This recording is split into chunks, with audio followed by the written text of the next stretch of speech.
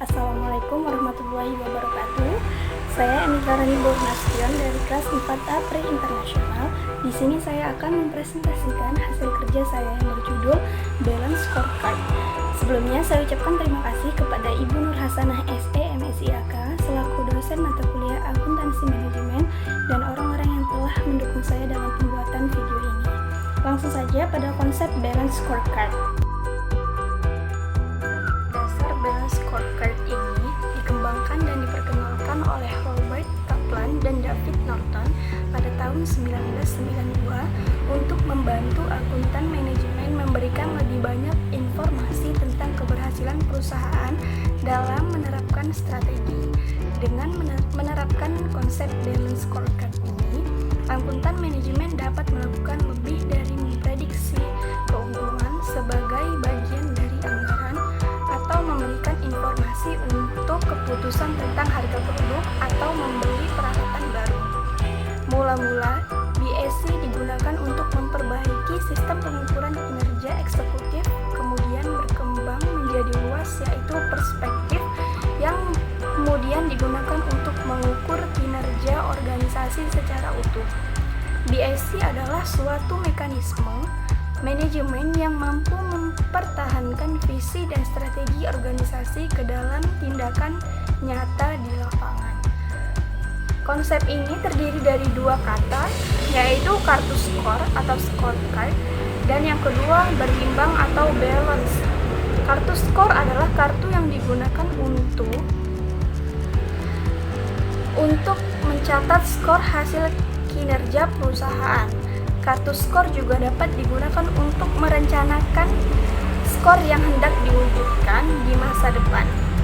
Hasil perbandingan ini digunakan untuk melakukan evaluasi atas kinerja perusahaan, diukur serta berimbang dari dua aspek keuangan dan non-keuangan, jangka pendek dan jangka panjang maupun internal dan eksternal. Selanjutnya, keseimbangan atau balance di sini menunjukkan pada adanya keseimbangan pada perspektif-perspektif yang akan diukur, yaitu antara perspektif keuangan dan perspektif non-keuangan. Yang pertama itu perspektif pelanggan, yaitu untuk menjawab pertanyaan bagaimana customer memandang perusahaan. Yang kedua, perspektif internal, untuk menjawab pertanyaan pada bidang apa usaha memiliki keahlian. Yang ketiga, perspektif inovasi dan pembelajaran, untuk menjawab pertanyaan apakah perusahaan mampu berkelanjutan dan menciptakan value. Yang keempat, perspektif keuangan, untuk menjawab pertanyaan bagaimana perusahaan memandang pemegang saham. Konsep BSI ini memiliki beberapa kegunaan, yaitu mengklarifikasi dan menghasilkan konsensus tentang strategi, menyelaraskan berbagai tujuan departemen dan pribadi dengan strategi perusahaan, mengaitkan berbagai tujuan strategik dan sasaran jangka panjang, serta anggaran tahunan, mengidentifikasi dan menyelaraskan berbagai inisiatif strategik, serta mendapatkan umpan balik yang dibutuhkan untuk mempelajari dan memperbaiki strategi. Kemudian, ada beberapa perbedaan sistem manajemen tradisional dan sistem manajemen scorecard. Yang pertama, kita akan membahas tradisional, yaitu terdapat pengendalian melalui anggaran, berfokus pada fungsi dalam organisasi, mengabaikan pengukuran kinerja atau pengukuran kinerja dilakukan secara terpisah, serta informasi fungsional tunggal. Kemudian, jika di balance scorecard, umpan balik dan pembelajaran, berfokus pada tim fungsional silang, pengukuran kinerja terintegrasi yang dilakukan berdasarkan hubungan sebab akibat, dan informasi fungsional silang disebarluaskan ke seluruh fungsi dalam organisasi. Selanjutnya, manfaat dan keunggulan scorecard. Yang pertama itu menjelaskan visi organisasi, kemudian menyelaraskan organisasi untuk mencapai visi, mengintegrasikan perencanaan strategis dan alokasi sumber daya, serta meningkatkan efektivitas manajemen dengan menyediakan informasi yang tepat untuk mengarahkan perubahan. Kemudian 4 keunggulan yang diperoleh perusahaan dengan menerapkan balance scorecard adalah komprehensif, koheren, seimbang, dan terukur. Yang pertama kita bahas komprehensif. Sebelum konsep BSC lahir, perusahaan beranggapan bahwa perspektif keuangan adalah perspektif yang paling tepat untuk mengukur kinerja perusahaan.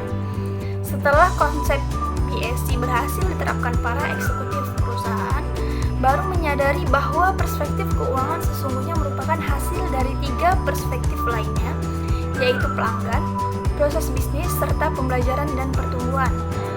Pengukuran yang lebih holistik, luas dan menyeluruh berdampak pada perusahaan untuk lebih bijak dalam memilih strategi perusahaan dan memberikan kemampuan bagi perusahaan untuk memasuki area bisnis yang lebih kompleks. Kemudian koheren. Dalam konsep BSC ada istilah hubungan sebab akibat atau causal relationship. Setiap perspektif keuangan, customer, proses bisnis, dan pembelajaran serta pertumbuhan mempunyai tujuan atau sasaran strategik atau strategik objektif. Tujuan atau sasaran strategi ini merupakan keadaan atau kondisi yang akan diwujudkan di masa yang akan datang yang merupakan penjabaran dari tujuan perusahaan. Tujuan atau sasaran strategi untuk setiap perspektif harus dapat dijelaskan dengan hubungan sebab akibat. Misalnya pertumbuhan return of investment atau ROI ditentukan oleh meningkatkan kualitas pelayanan kepada customer. Pelayanan kepada customer bisa ditingkatkan karena perusahaan menerapkan teknologi informasi yang tepat guna dan berhasil penerapan teknologi informasi ini didukung oleh kompetensi dan komitmen dari karyawan. Hubungan sebab akibat ini disebut koheren. Selanjutnya, seimbang atau balance. Keseimbangan sasaran strategi yang dihasilkan dalam 4 perspektif meliputi sasaran jangka pendek dan sasaran jangka panjang. Sasaran jangka panjang yang berfokus pada faktor internal dan eksternal. Keseimbangan dalam balance scorecard juga tercermin dengan selarasnya scorecard karyawan dengan scorecard perusahaan, sehingga setiap personel yang ada di dalam perusahaan bertanggung jawab memajukan perusahaan. Yang terakhir, nomor 4, terukur atau measure. Dasar pemikiran bahwa setiap perspektif dapat diukur adalah adanya keyakinan bahwa if we can measure it, we can manage it. If we can manage it, we can achieve it. Artinya, ketika perusahaan dapat mengukur sesuatu, perusahaan dapat mengelolanya. Dan jika perusahaan dapat mengelola sesuatu, perusahaan dapat mencapai tujuan yang diharapkan. Sasaran strategi yang sulit diukur seperti pada perspektif customer, proses bisnis yang internal, serta pembelajaran dan pertumbuhan melalui balance scorecard dapat diperoleh karena setiap perspektif dapat ditentukan ukuran yang tepat. Kemudian contoh penerapan BSC.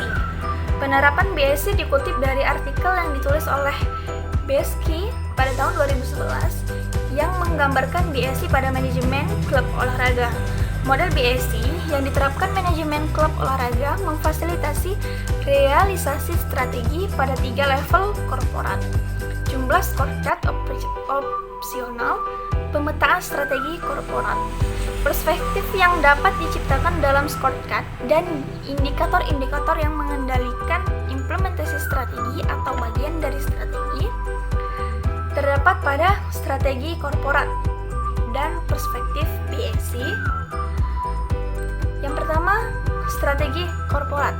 Dalam kasus asosiasi olahraga atau klub manajemen olahraga, perspektif strategi yang paling dinomorsatukan adalah berupaya menampilkan kesuksesan atau keberhasilan dalam jangka panjang. Tujuan strategis dapat dibagi lebih lanjut atas dasar beberapa kriteria.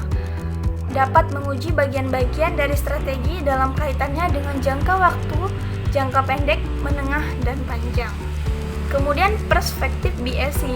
Perspektif ini dari klub olahraga bersama dengan kebanyakan scorecard dari perusahaan pada umumnya yang menghasilkan produk atau menyediakan layanan jasa. Perspektif BSC ini bagi klub olahraga juga meliputi perspektif keuangan atau financial perspektif. Proses internal yang efektif dan terdefinisi dengan jelas merupakan suatu kebutuhan untuk melakukan pengembangan atau pengelolaan lingkungan pelanggan. atau customer perspective.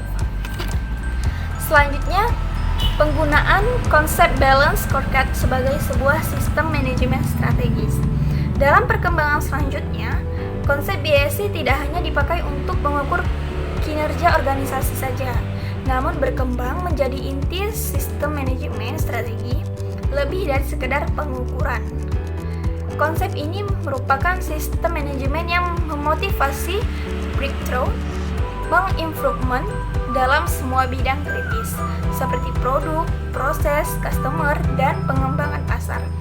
Ada 4 proses managing strategy yang mengkombinasikan tujuan jangka panjang dan jangka pendek secara optimal, meliputi proses translating the vision atau proses menerjemahkan visi. Proses ini membantu manajer membangun konsensus visi dan strategi organisasi. Kemudian proses communication and linking. Proses ini mengajak manajemen mengomunikasikan tujuan individu dan departemen. Setting tujuan menghubungkan reward dengan pengukuran kinerja. Kemudian proses business planning atau perencanaan bisnis memungkinkan perusahaan untuk mengintegrasikan perencanaan bisnis dan keuangan yang meliputi setting targets, alokasi sumber daya, penelusuran atau inisiatif strategi, penetapan kejadian-kejadian penting. Kemudian proses feedback and learning, umpan balik dan pembelajaran, mengartikulasikan bagian visi, menyiapkan umpan balik strategi, serta memfasilitasi review dan learning strategi. Oke, itu saja yang dapat saya sampaikan. Semoga yang saya sampaikan dapat bermanfaat. Jika ada kesalahan, saya mohon maaf dan hanya kepada Allah saya mohon ampun. Wabillahi taufiq wal hidayah. Assalamualaikum warahmatullahi wabarakatuh.